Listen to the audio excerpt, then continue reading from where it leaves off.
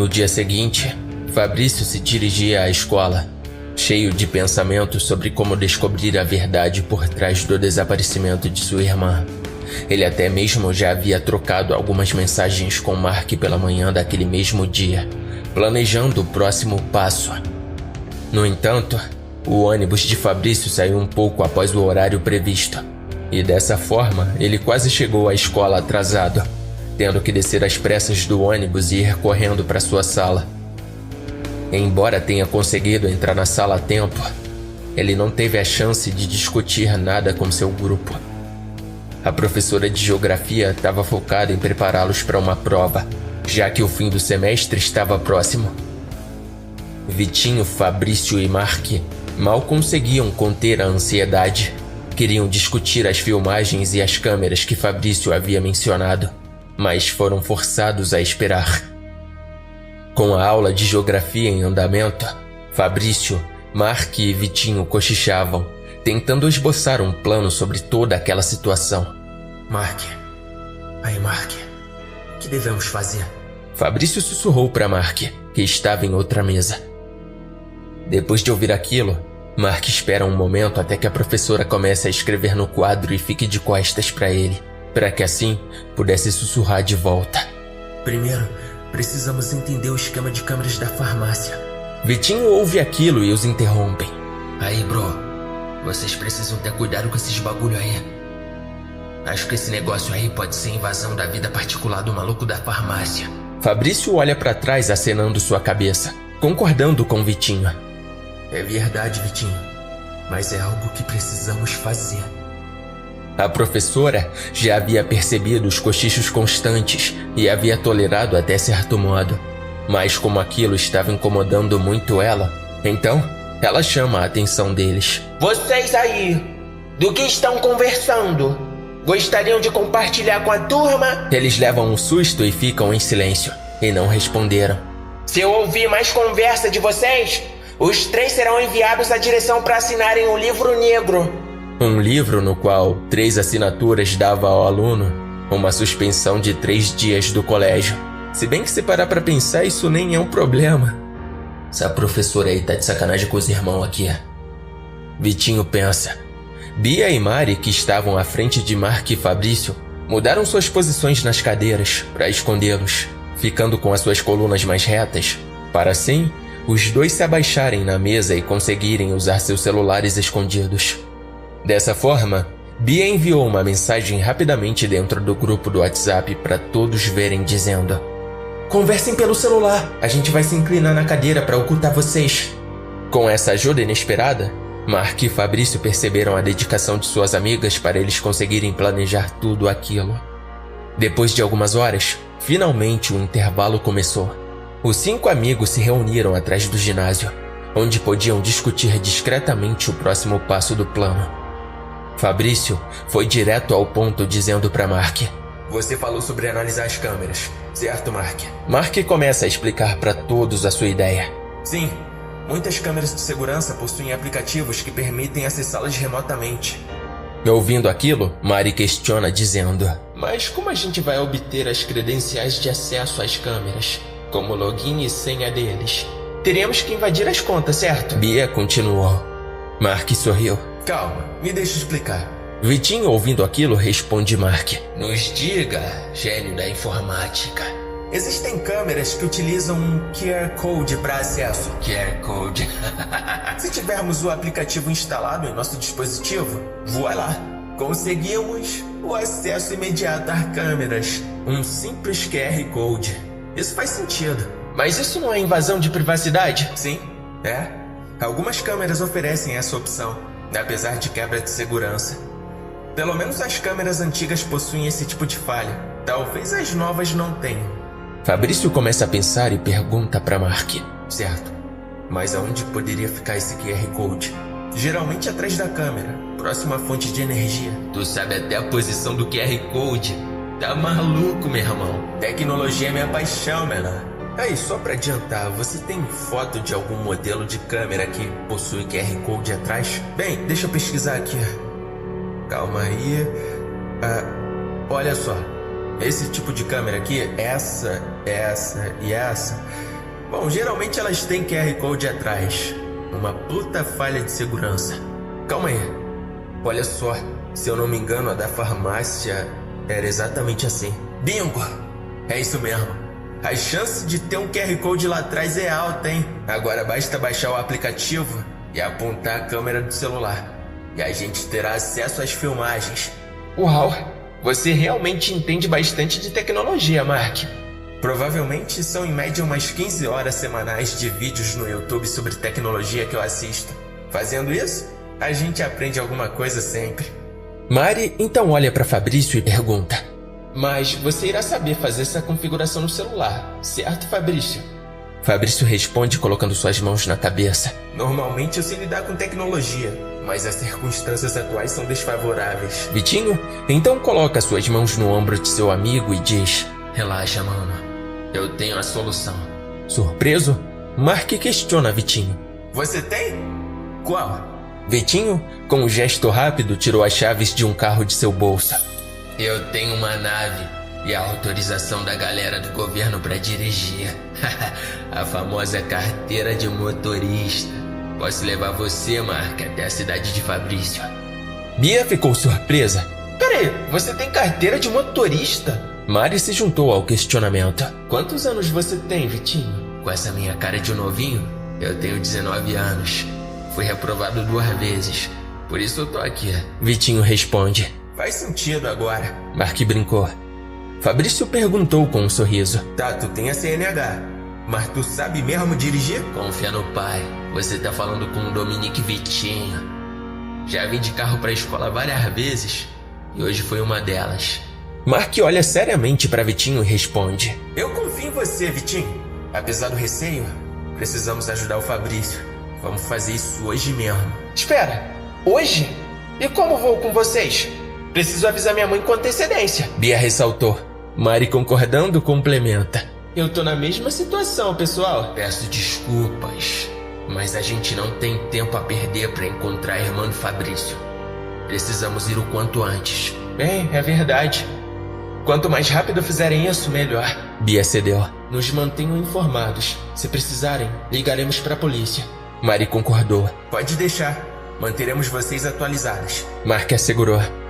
Depois de alguns minutos de discussão, o intervalo acabou e todos voltaram para a sala de aula. As amizades que construí em tão pouco tempo são incríveis. Nem sei como posso agradecer por toda essa ajuda. Fabrício pensou. Algumas horas depois, ao final do dia escolar, Vitinho, Mark e Fabrício se dirigiram ao carro. Eles estudavam em período integral, então já estava escurecendo. Mark havia comunicado à sua mãe que chegaria mais tarde, e Vitinho também informou seus pais sobre o atraso. Vitinho, que estava ao volante, perguntou aos dois: Aí, preparados? Mark respondeu com seriedade: Leva isso a sério, Vitinho. Precisamos descobrir o que está acontecendo.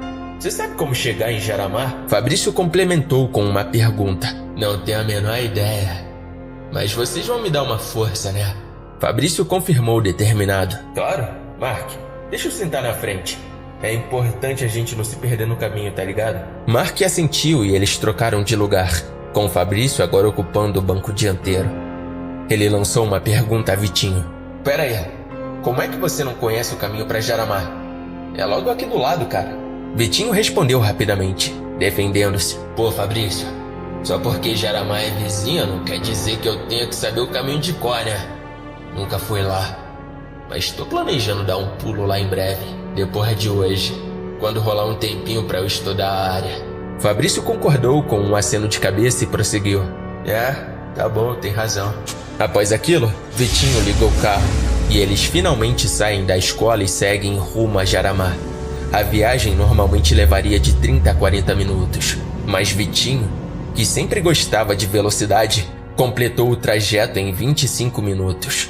Embora Fabrício e Mark tenham pedido para ele dirigir mais devagar, Vitinho era teimoso e preferia seguir sua própria abordagem, utilizando sempre velocidade acima da permitida por lei. Chegando à cidade, eles se dirigiram devagar para observar o local. Enquanto aquilo acontecia, Mark e Vitinho sentiam uma energia sombria pairando. Algo que talvez Fabrício não sentia por já estar acostumado com aquela sensação. Com a noite se aproximando, o clima ficou mais frio e escuro, e eles continuaram a dirigir lentamente, sabendo que estavam chegando à farmácia. Finalmente, eles avistam uma que estava na avenida, e dessa forma, Mark pergunta: Aquela ali, é essa a farmácia, Fabrício? Fabrício confirmou, acenando a cabeça. Sim, é ali. Vitinho então estaciona seu carro, e eles começam a se preparar para falar com os funcionários da farmácia. Mark já estava com o celular em mãos, com os aplicativos prontos para serem utilizados para investigar as câmeras. Antes de saírem, Fabrício começa a olhar para o lado de fora do carro, quando ele percebe algo. O carro estava estacionado em uma parte da avenida, onde havia diversos estabelecimentos e lojas de sapatos e roupas que estavam com as luzes de suas lojas apagadas, pois eles fechavam às 6 horas, e já tinha passado desse turno. Dessa forma, naquela avenida havia realmente um clima de terror e escuridão. E, um pouco à frente deles, novamente a criatura se fez presente aos olhos de Fabrício. O monstro sem rosto, com o terno escuro e sua gravata prateada que era inconfundível aos seus olhos. Olha ali, no mercado, aquela coisa tá lá, é o Arajá. Mark e Vitinho olham rapidamente para a direção do mercado, mas não veem nada. Mark tenta acalmar Fabrício. Fabrício, não tem nada lá, se acalma, por favor. Aquilo durou cerca de 3 segundos e desapareceu, assim deixando Fabrício mais nervoso do que ele já estava. Eu tenho certeza do que eu vi. Vitinho coloca suas mãos no ombro de Fabrício e responde: Antes da gente entrar na farmácia, eu posso falar uma coisa pra vocês, irmãos? Mark e Fabrício acenam com a cabeça e aguardam para ouvir o que ele tinha a dizer. Arajá é um ser paranormal extremamente perceptivo. Ele atormenta suas vítimas até que fiquem aterrorizadas, levando algumas ao ponto de suicídio. Quando isso tá prestes a acontecer, ele a sequestra, segundo os meus conhecimentos. Fabrício, que estava atordoado, então diz: Mas por que ele raptaria minha irmã? Arajá se alimenta do medo, literalmente. Acredito que seja por isso, mano. Ele tá se fazendo presente pra você com frequência, porque tá se alimentando de você. Vitinho, como é que você tá tão confiante disso? Mark perguntou com ceticismo. Vocês não conhecem meus corres.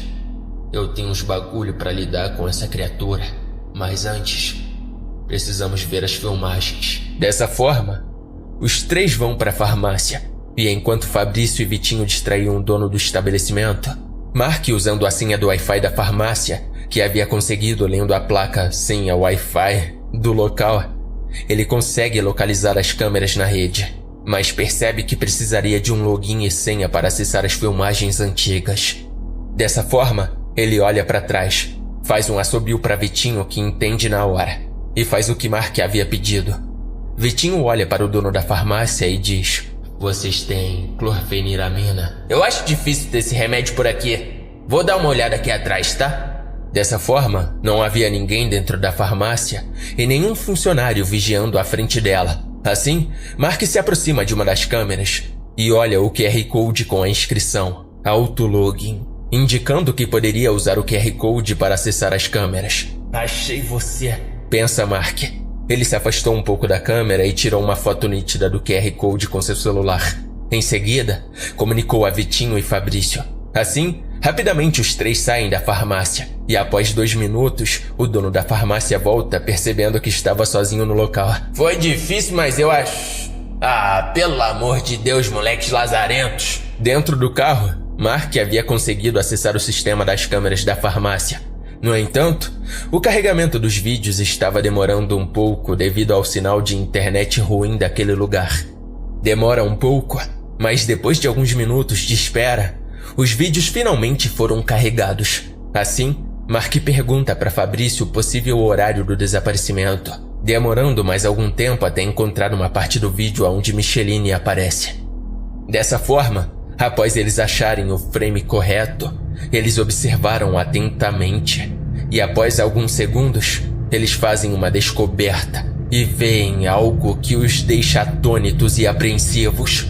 No vídeo, Micheline caminhava à frente da farmácia quando uma figura alta e escura surge. Vestida com uma touca negra e roupas escuras, a figura apareceu por trás de Micheline. Quando ela olha para trás e nota a figura, uma interferência forte toma conta da imagem por 2 segundos, como se a criatura fosse responsável por aquilo. Quando a imagem volta ao normal, ela mostra apenas a figura escura encarando a câmera, com o que pareciam ser um pequeno par de olhos que sangravam lentamente. Outra interferência ocorreu.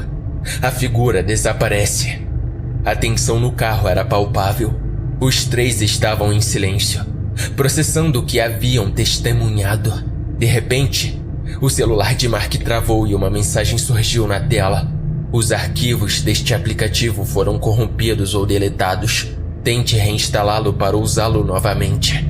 A cena deixou todos eles inquietos. O quê? O que aconteceu com meu celular? Mark exclamou. Mark tenta a todo custo mexer em seu celular, enquanto Fabrício estava em um estado de choque após ter visto aquilo no vídeo. Mark, nervoso com seu celular, fala: Mas que merda! Você nunca travou desse jeito. Tinha que acontecer isso justo hoje. Vitinho e Fabrício ficaram em silêncio, tentando processar o que viram. A cena deixou todos eles em choque e extremamente nervosos. Fabrício, soltando algumas lágrimas de nervoso de sua face, diz: Isso simplesmente não acontece na vida real. Isso não deveria acontecer. Não acontece. Não. Eu não consigo acreditar que eu vi o rosto dessa coisa.